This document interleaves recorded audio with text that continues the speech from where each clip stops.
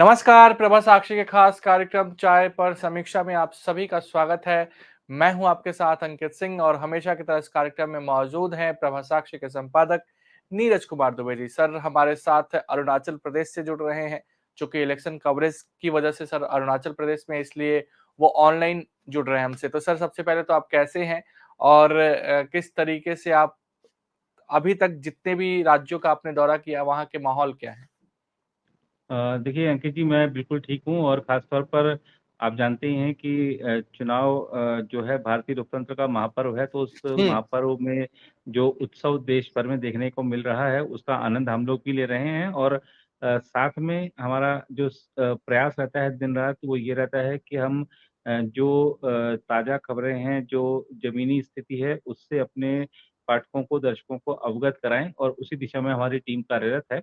और अगर हम बात करें जैसा आपने कहा कि अभी तक हम जहाँ गए हमने वहाँ क्या देखा, तो एक चीज़ देखने को मिल रही है कि मैं आपको बताऊँ, जैसे अपने मैं अरुणाचल प्रदेश में हूँ। अरुणाचल प्रदेश में विधानसभा के भी चुनाव हैं, लोकसभा के भी 2 सीटों के चुनाव हैं। हुँ। और एक चीज़ देखने को मिल रही है कि उम्मीदवार चाहे कोई भी हो, उसका कोई फ़र्क नहीं है। ब्रांड नेम क्या है? मोदी।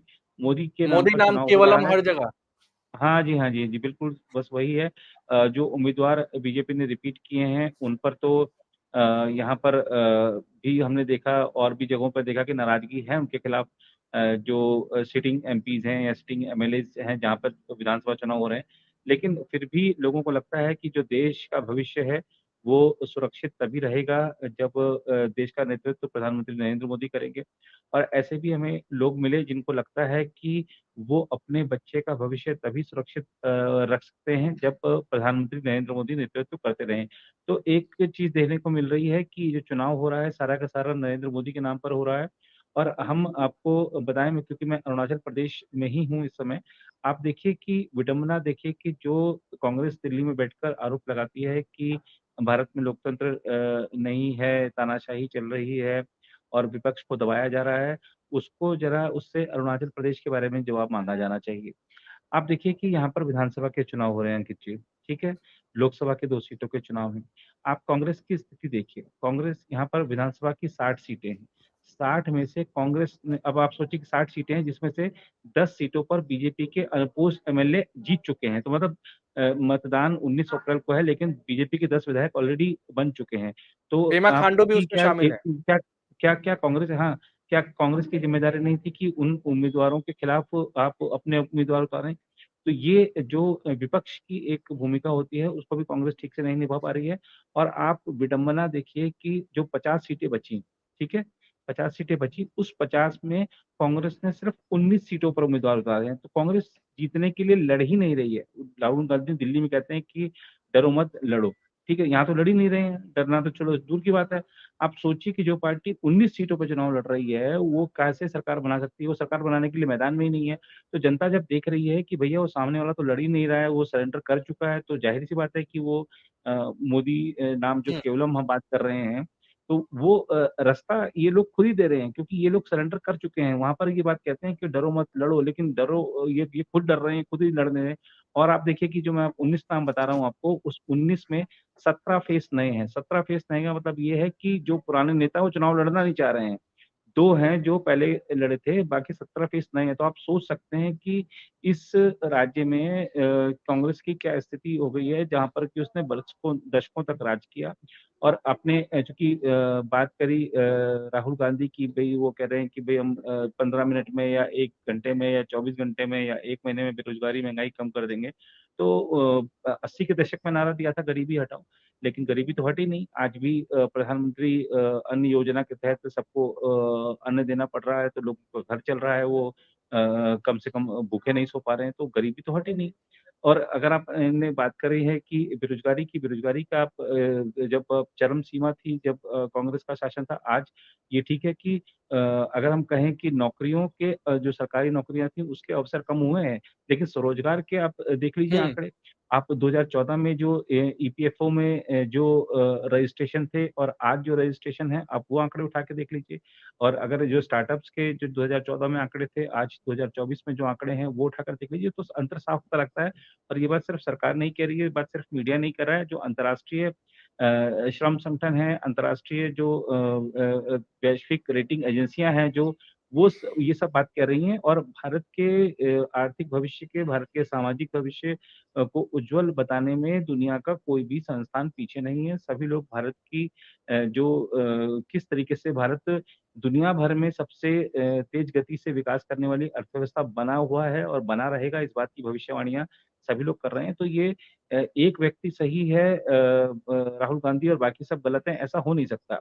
पर हम जब राज्यों में जाते हैं मैं इससे पहले असम में था। असम में हमने देखा कि वहाँ भी कांग्रेस की हालत बहुत खराब है क्योंकि कांग्रेस में एक इस समय जैसे था आंदोलन चला था भारत छोड़ो आंदोलन, तो उस समय कांग्रेस छोड़ो आंदोलन चल रहा है। राहुल गांधी ने भारत जोड़ो यात्रा, भारत जोड़ो न्याय यात्रा जो निकाली थी, उसकी बजाय उनको कांग्रेस जोड़ो न्याय यात्रा निकालनी चाहिए थी क्योंकि भारत तो जुड़ा हुआ है।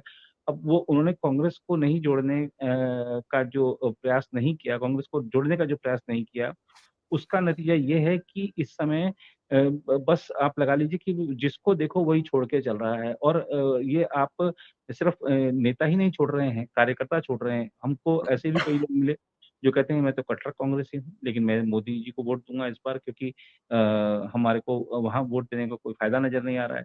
कुछ लोगों ने हम बताताओं ने हमें ये भी कहा कि हम वोट दे दें लेकिन इस बात की क्या गारंटी है कि चुनाव तो कांग्रेस पार्टी बचेगी जिस तरह से चलते चलो का वहाँ पर अब एक रेला देखने को मिल रहा है। तो ये दिखाता है देखिए जो ये मैसेज होता है ना, ये लोकतंत्र में नीचे तक जाता है और जनता बड़ी जागरूक है। मेरे को हुँ, जब मैं लोगों से मिलता हूँ अंकित जी, तो मुझे मैं बड़ी हैरानी होती है कि एक ग्रामीण वासी ये बताता है हमको कि भारत का विदेशी मुद्रा भंडार आज कितना है। जब कोई ग्रामीण युवक हमको ये बताता है कि जो वैश्विक एजेंसियाँ हैं, वो भारत के बारे में क्या भविष्यवाणियाँ कर रही हैं या भारत में जो रोज़गार के अवसर हैं, वो कैसे आगे बढ़ रहे हैं। तो इस तरह की जब बात करते हैं लोग तो पता लगता है कि ये सिर्फ़ जो ज्ञान है सारा वो दिल्ली वालों के लिए या जो देश के बड़े शहर हैं, उन लोगों के लिए ही ज्ञान नहीं ज्ञान वो वही ज्ञानवान नहीं है। पूरा देश है, जो पूरा पब्लिक है, वो सब जानती है, सब पर नज़र रखती है और सही फैसला करती है।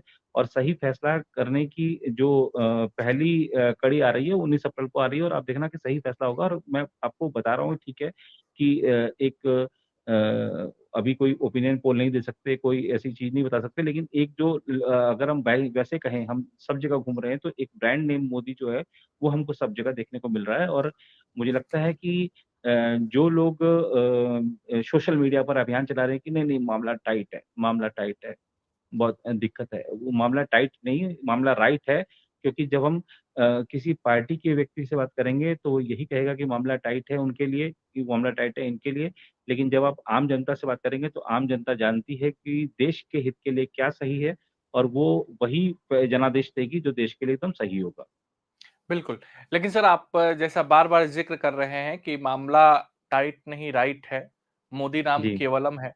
फिर जी, प्रधानमंत्री जी को चिकन, मटन, फिश पे बोलने की क्या ज़रूरत पड़ जाती है? ये जी, बड़ा सवाल है क्योंकि सिर्फ़ मोदी जी ने अभी के हालिया घटनाओं पर नहीं बोला। 8 महीने, 6 जी, महीने पहले जो मटन वाली वीडियो राहुल गांधी और सावन लालू यादव जी, की वायरल हुई थी, उसके बारे में जी, भी बोल दिया। तो जी। मटन चिकन पर राजनीति जब आपने विकास किया है, 10 साल का रिपोर्ट कार्ड आप पेश करने का दावा कर रहे हैं, 2047 तक देश को विकसित बनाने की बात कर रहे हैं। फिर मटन चिकन पर और मुस्लिम लीग पर कहाँ से मामला क्यों हाँ जी, यहाँ आ देखिए रहा है? इसमें क्या होता है कि ना जैसे अब अगर हम बात करें ये मटन चिकन की जो मुद्दा आया है, पहली बात तो ये है कि ये सिर्फ़ हुँ, उत्तर में एक मुद्दा हो सकता है। हम अभी पूर्वोत्तर में हैं लगातार, अब दक्षिण में जाएँगे, यहाँ पे ये कोई मुद्दा ही नहीं है। यहाँ पर नवरात्रि जो चल रहे हैं, उसमें भी हम देख रहे हैं कि लोग आराम से चाहे वो हिंदू हो, चाहे कोई मुस्लिम हो, चाहे कोई अन्य धर्म का हो, हर कोई खा रहा है। तो ये एक जो खान-पान का जो विषय है, वो एक कह सकते हैं कि नितांत निजी व्यक्तिगत मामला है और उसमें प्रधानमंत्री ने अपने भाषण में कहा कि ये हाँ, निजी विषय है, ये मुझे नहीं बोलना हाँ, चाहिए। निजी विषय है तो वो सब खा रहे हैं उसमें कहीं हमको इधर पूर्वोत्तर में देखने को मिल रहा है, आराम से हमको कुछ साफ देखने को मिल रहा है, यहाँ पर ये कोई मुद्दा ही नहीं है, पहली बात। ये जो है वहाँ पे उत्तर में ज़रूर ये एक मुद्दा बन चुका है। लेकिन आप ये सोचिए कि अगर हम देखें कि प्रधानमंत्री जी ने मुद्दा क्यों उठाया? प्रधानमंत्री जी ने मुद्दा इसलिए उठाया और आपने कहा कि 6 महीने पहले वाला मुद्दा उन्होंने राहुल गांधी वाला उठाया, क्योंकि वो एक जब किसी एक मुद्दे पर वार करते हैं विपक्ष पर, तो उसमें इंडी गठबंधन के सारे जो नेता हैं उनको लपेटते हैं। वो हुँ, देख रहे थे कि जो तेजस्वी यादव ने किया, जो वीडियो डाला, उस पर अगर हमको अटैक करना है तो इसी मुद्दे पर तेजस्वी यादव के घर पे ही 6 महीने पहले अगर राहुल गांधी गए थे, उन्होंने किस समय सावन के समय अगर ऐसा वीडियो हुँ, डाला था, तो उन्होंने उसको राहुल गांधी को भी लपेटा उस चक्कर में, क्योंकि राहुल गांधी भी खास तौर पर दक्षिण में इस समय सघन प्रचार कर रहे हैं और अच्छी खासी तमिलनाडु में भीड़ उमड़ रही है। तमिलनाडु में जो सत्तारूढ़ है द्रमुक, उसका सनातन विरोधी जो रवैया है वो सबके सामने है। उसके कई सारे नेताओं ने सनातन को लेकर, उत्तर भारत को लेकर तमाम तरह की टिप्पणियाँ की हैं, जिसको लेकर हालाँकि डीएमके ने आधिकारिक तौर पर नाराज़गी जताई, लेकिन कभी उदयनिधि के बारे में स्टालिन का बयान नहीं आया कि उनको ऐसा नहीं कहना चाहिए था सनातन धर्म के बारे में, या कोई कड़ी टिप्पणी नहीं कही।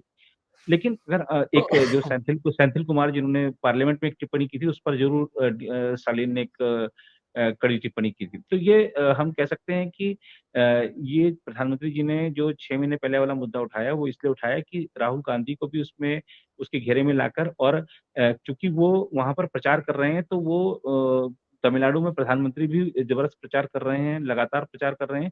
तो वो कहीं न कहीं मुझे लगता है कि सब इंडिया गठबंधन के सभी नेताओं पर उस के ज़रिए अटैक किया गया है, और यहाँ पर हमें तेजस्वी यादव की और जो इंडिया गठबंधन के जो नेता हैं, उन लोगों की भी मानसिकता समझनी होगी। अब आप देखिए कि जिस तरीके से अगर हम कहें कि पूर्व में जो आक्रांता आए थे, वो सिर्फ़ धर्मांतरण नहीं कराते थे, वो मंदिरों को भी नष्ट करते थे, क्योंकि एक डर पैदा करने का था, एक ब भय पैदा करने का एक माहौल बनाया जाता था, और एक एक मैसेज दिया जाता था। तो ये जो मैसेज दिया गया है कि हम नवरात्रि में बेशक से आपने 1 दिन पहले खाया, तो आपने लेकिन आपने ये वीडियो तो गलत दिन वीडियो डाला ना, हाँ, वीडियो तो आपने वीडियो गलत वीडियो दिन गलत डाला। दिन किया, तो आपकी जो मंशा थी वो गलत थी, है ना?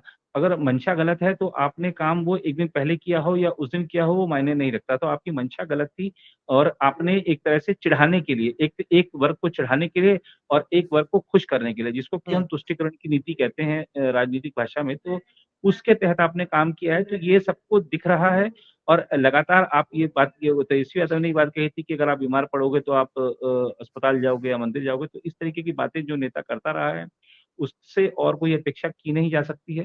तो मुझे लगता है कि ये जो मुद्दा है, ये प्रधानमंत्री जी ने जो उठाया है, इसको हमको 2 तरीके से देखना चाहिए। उत्तर में ये मुद्दा है, क्योंकि उत्तर में संवेदनशील है कि आप नवरात्रि में जो मांसाहार नहीं करना है। अगर हम आते हैं दक्षिण में आते हैं, अगर हम पूर्वोत्तर में आते हैं, तो यहाँ पे ये कोई मुद्दा नहीं है, लेकिन इस मुद्दे के सारे इंडिया गठबंधन के दूसरे नेता घिर जाते हैं, क्योंकि वो सनातन धर्म पर टिप्पणी करते थे। तो ये बिल्कुल। हमको इस तरीके से देखना होगा इस मुद्दे को, लेकिन मुझे लगता है कि हम यहाँ पर देख रहे हैं, तो ये एक निजी व्यक्तिगत मामला है। ठीक है, आस्था एक अपनी जगह है, और कोई कैसे रहता है, कोई क्या खाता है, ये उसका अपना एक व्यक्तिगत मामला है, और उसका उसको पूरा अधिकार है। बिल्कुल, लेकिन सर हाल के दिनों में कांग्रेस के जो प्रवक्ताओं ने पार्टी छोड़ी है, वो जी, इनडायरेक्ट वे में जयराम रमेश को लेकर काफ़ी हमलावर हैं।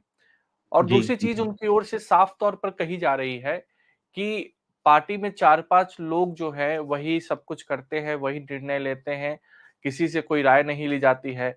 ऐसे में एक संकेत ये भी निकल रहा है कि कांग्रेस में पूरी तरीके से जो दक्षिण लॉबी है, वो हावी हो चुका है, उत्तर की बात नहीं सुनी जाती है, उत्तर के लोगों को साथ रखने की कोशिश नहीं की जाती है जो उत्तर के कार्यकर्ता हैं। तो क्या आप भी इस बात से कहीं न कहीं सहमति रखते हैं?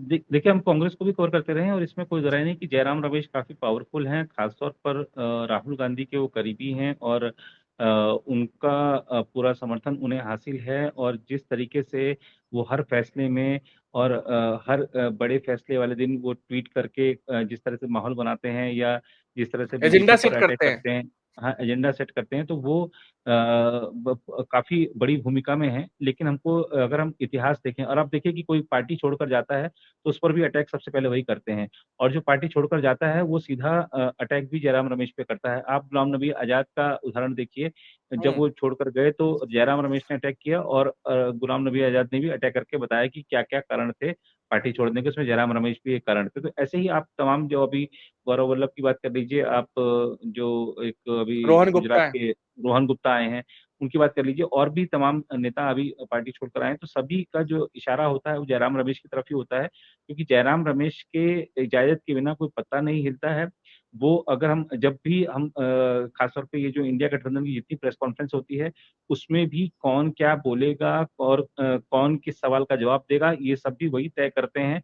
तो ज़ाहिर-सी बात है, जब इतना अधिकार किसी को मिल जाता है तो वो व्यक्ति को लगता है कि शायद वो एक जो कदम उठा रहा है या नहीं, वही सब लेकिन सर कुछ है। यहाँ एक सवाल ये भी आपने चूँकि रणदीप सुरजेवाला का भी दौर देखा है, जब ये जी। पोस्ट रणदीप सुरजेवाला के पास हुआ करता था। क्या सुरजेवाला भी इतने पावरफुल थे? क्या सुरजेवाला को भी इतनी इजाज़त, इतनी स्वतंत्रता दी गई थी पार्टी आलाकमान की ओर से? और मैंने दक्षिण लॉबी इसलिए उठाया क्योंकि केसी वेणुगोपाल उसके अलावा मल्लिकार्जुन खड़गे जो खुद दक्षिण से आते हैं, ये हावी हो चुके हैं कहीं न कहीं कांग्रेस में। नहीं, देखिए, ये जो रणदीप सुरजेवाला का एक अलग मामला था। वो एक सामान्य कह सकते हैं कि नेता की तरह चलाया करते थे अपना जो उनका कम्युनिकेशन डिपार्टमेंट था। हुँ, लेकिन जयराम रमेश देखिए क्या है कि ना ये जिस तरह की राजनीति करते रहे ना, ये एक एनजीओज़ का एक समूह है। वो एनजीओज़ का जो समूह है वो कहीं न कहीं जयराम रमेश से जुड़ा हुआ है और उनके जैसी विचारधारा वाले लोगों के साथ जुड़ा हुआ है, और वही मुझे लग रहा है कि कांग्रेस चला रहे हैं। कांग्रेस के जो कह सकते हैं कि जो टूल किट के हिसाब से कब किसको क्या ट्वीट करना है, कब किसको बोल देना है कि भैया मेरा जो यूज़र नेम पासवर्ड और लोगों के पास है वो उन्होंने कर दिया, हमने नहीं किया।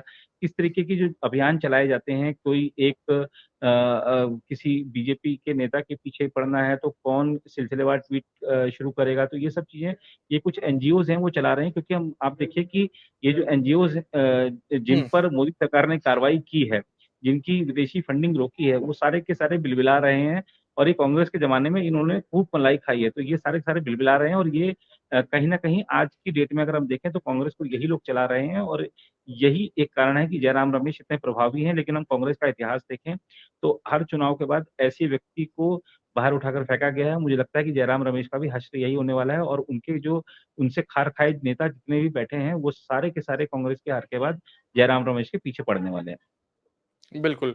तो जो सेंट्रिक कांग्रेस हुआ करती थी, वो थोड़ा-सा लेफ्ट हो गई है जी। क्योंकि राहुल गांधी के एक साइड में जयराम रमेश हो जाते हैं, दूसरे साइड में जो लोग जी, कहते हैं और जैसा कि संजय निरुपम ने कहा भी कि हाँ, कांग्रेस में 5 सेंटर नज़र आ रहे हैं पावर के, तो वो सही बात है एकदम, दिखती है वो चीज़ें। बिल्कुल।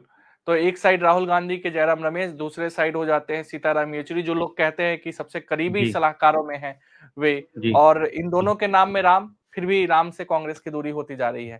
खैर जी, देखना जी। दिलचस्प होगा कि आने वाले दिनों में कांग्रेस का स्टैंड बाकी मुद्दों पर किस तरीके से रहता है, किस तरीके से कांग्रेस वार-पलटवार की राजनीति में बीजेपी का मुकाबला कर पाती है। लेकिन आज के लिए सर इतना ही, अगले सप्ताह फिर हमारी मुलाकात होगी, तब तक हम अपने दर्शकों को भी कहेंगे बाय-बाय। फिलहाल आप सभी को नमस्कार। अगर आप भी लेना चाहते हैं देश दुनिया की तमाम जानकारी तो आज ही सब्सक्राइब करें हमारे चैनल को। साथ ही नीचे दिए बेल आइकन को जरूर दबाएं ताकि हर अपडेट आप तक पहुंच सके।